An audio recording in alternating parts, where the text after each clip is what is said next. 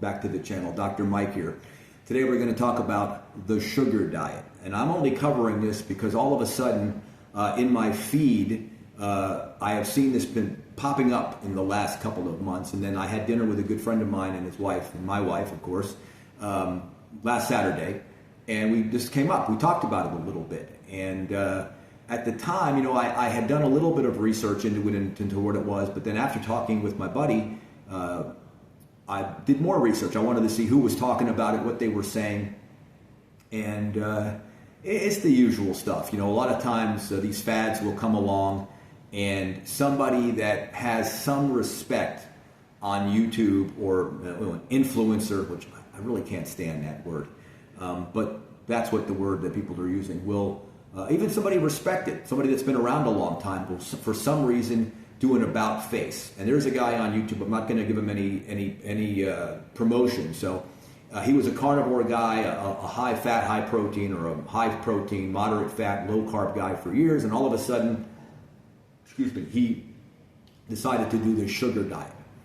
And according to him, you know, he's lost 80 to 100 pounds. He was a big guy, bodybuilder. He's way down now. And I think what's fascinating about this is you can lose weight. And this is the part that confuses people. And I just want to be clear about this in the beginning. I personally don't care what you eat. If you're an adult and you want to live on the standard American diet, that's your business. Okay? You want to smoke, your business. You want to drink, your business. All of those things, your business. You're an adult. Okay? I'm not a big fan of seeing disinformation and misinformation spread, but that's part of a free society. People have been saying that the carnivore community, the Atkins, the ketogenic community is spreading misinformation that if you eat this way, you're going to drop dead of a heart attack, which of course is ridiculous only because people have been eating this way since there were people. The idea of this protein, fats, carbs, 3 meals a day, 5 meals a day, all of these things that you see on television and in books, most of this stuff is a 20th century, 19th century creation. Breakfast is the most important meal of the day. Nobody heard any of that 100 years ago. You know what people ate for breakfast? They ate whatever they had left over from the night before. You know, before the Kellogg's and these crazies came around with their junk food. You know, if you look at the reason that Kellogg got into making Kellogg's, it was because he wanted something that would stifle the human libido. He thought people, I believe he was I don't want to say a religious nut, but a very religious guy, and part of his religion was that sexuality was bad and masturbation was bad, and he came up with his cornflakes or whatever he was calling it originally to damp that down. And I'm sure it probably did, because if you're eating a bunch of that stuff, you're not eating the health food that you need, the meat and the fish and the chicken and the pork. Anyway, so the sugar diet, it's just what it sounds like. It's basically an empty calorie diet. Now, it's not only an empty calorie diet. So let me define what it is. What these guys, from what I've been able to gather from the videos I've watched and what I have read, because again, this is just something that's come out, a couple of months, maybe 6 months maximum, where these guys are talking about it. Now, I don't know how long ago this diet may have been conjured up in somebody's mind. Can't speak to that. But basically, you're consuming a lot of fruit, not even a lot of vegetables, a lot of fruit, your goal is sugar. And some of these guys are consuming 400, 500, 600 grams of sugar a day in the form of fructose, glucose, Gatorade, jelly beans. They're also consuming, 100, 150 calories a day of lean protein. So that's something that they've added. At least the guys that are nutritionally aware, they know that if they don't consume, 0.7 to 1 gram per pound of body weight every day, they're gonna, on a diet like that, your muscle mass is gonna disappear. Because these things are empty calories. This is the problem with something like the sugar diet. Someone is gonna listen to these guys and they're going to go back to the diet of the 80s when the dietary guidelines were changed and they put grain and all of this junk food at the bottom of the pyramid. And of course, we all know what happened after that. The obesity rate went like this. You think global warming is on some kind of a weird spike? No, let me tell you, the obesity rates were stable for thousands of years. And then in the last 40, shoot, right up through the roof, not just in America, but globally. So these guys are consuming 400, 500, 600 grams of sugar products a day in the form of processed carbs, in the form of candies and sugars, and they even kind of brag about it. It's a little ridiculous. But I think most of it comes from fruit.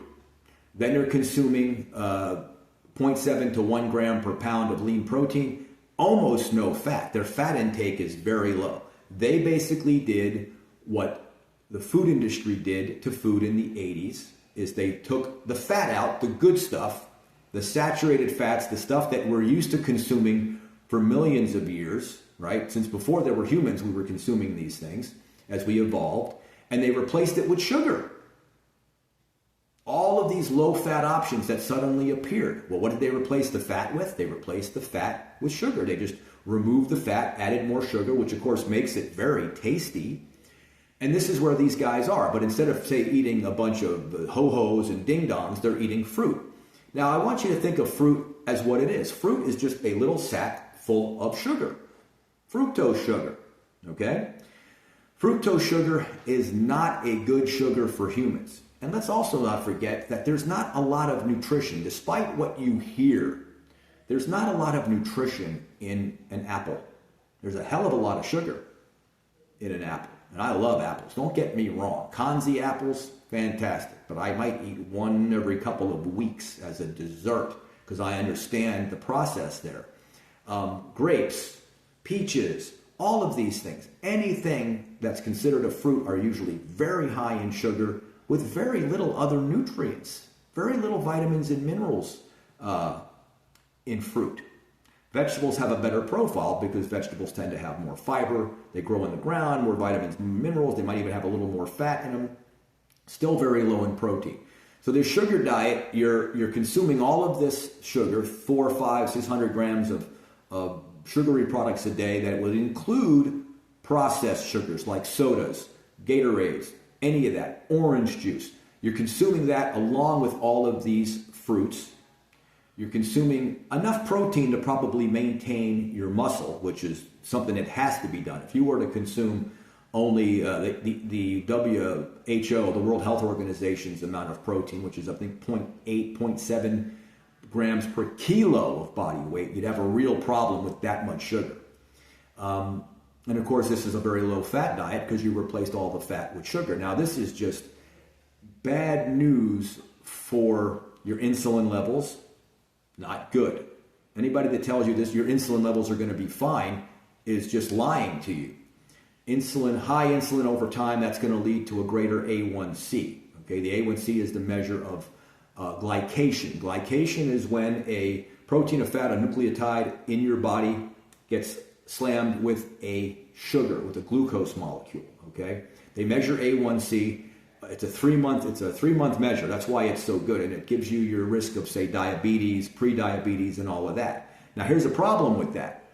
The A1C only measures the hemoglobin glycation, but fructose is not measured. So if you're consuming most of this calories from fructose, which is 7 to 10 times has 7 to 10 times higher glycation than glucose does, you are really doing damage to the cells in your body, and there's no way to measure it. The A1C in a standard blood test doesn't tell you that. But I'm just flat telling you now that if you're consuming 500 grams of fruit a day, all of that fructose is going to be glycating the hell out of your body. And glycation is bad.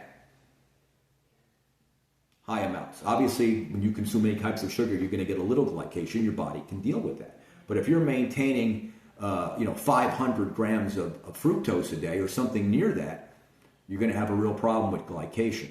You're going to have a real problem getting all of the vitamins and minerals that you need.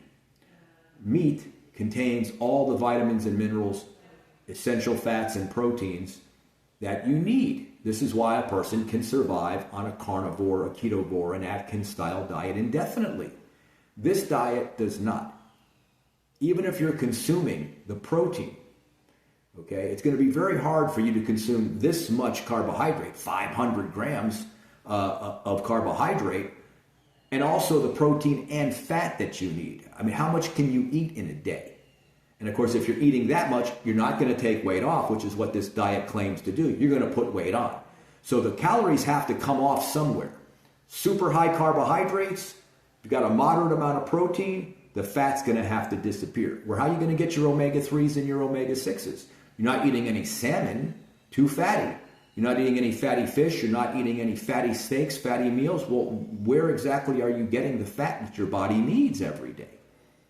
I don't know. They don't explain that on this diet. So, is it possible to lose weight on a sugar diet? Sure. You could lose weight on a pure glucose diet. We could pump you, if you're burning 2,000 calories a day and we give you 1,500 calories a day of pure glucose, you'll lose weight. You could lose weight on a Twinkie diet. Guys have done it. Like there was a guy on YouTube who pulled something like that where he ate nothing but Twinkies. I forget for how long.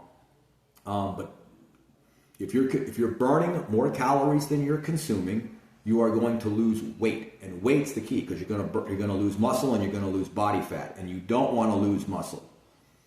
Okay, if you just go on a calorie restricted sugar diet, let's say, you're going to probably lose equal amounts of protein and fat. What you want is to lose all fat and no protein, no muscle. You don't want to lose your muscle.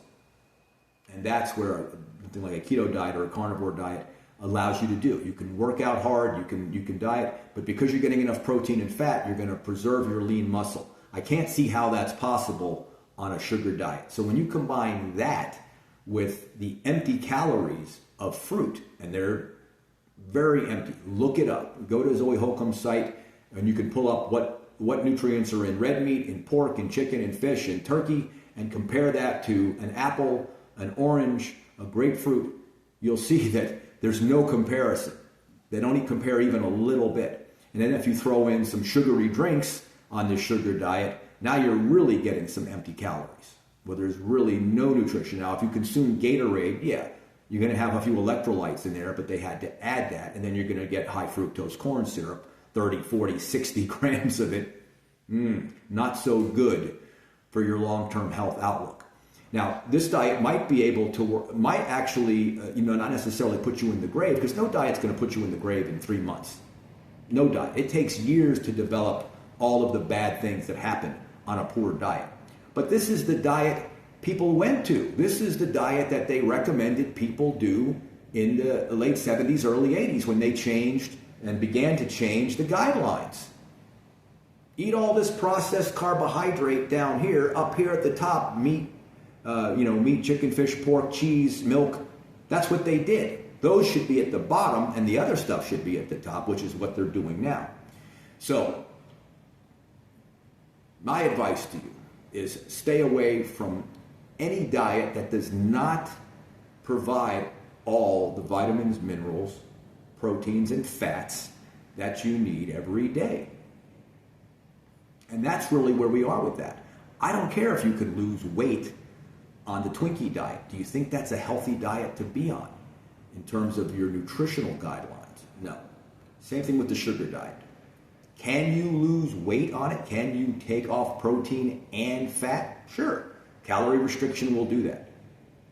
But I think you'd be far better off doing a straight fast for 5 or 6 days, 7 days, just with water.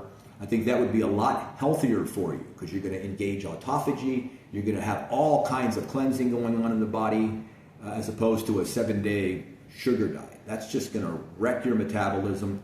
It's going to create sugar addictions in your body.